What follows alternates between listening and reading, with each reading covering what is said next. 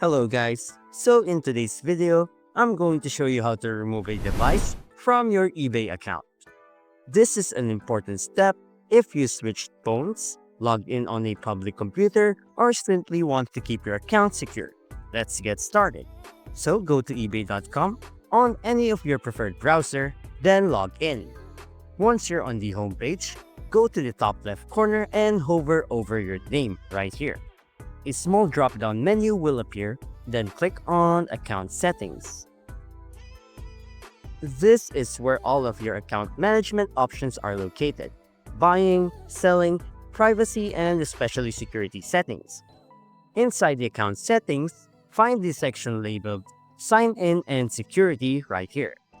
Click on it. This page contains everything related to your login details, password, two-factor authentication, and device access. Look for the device you trust. This section displays every device that has logged into your account and has been marked as trusted. Next to it, click View. You will now see a list of every smartphone, tablet, or computer that still has access right here. So for example, you have been using multiple devices and you will see the list here. So look through the list carefully. If you see a device that you no longer use, a device that you don't recognize, or a device you logged into temporarily, then it's best to remove it. Click on the device you want to remove and follow the confirmation prompt.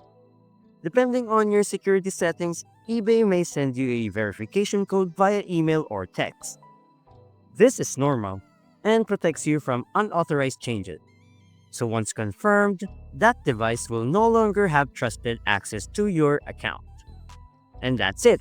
You have successfully removed a device from your eBay account. It's a good habit to review this list every now and then to make sure only your current devices can access your personal information.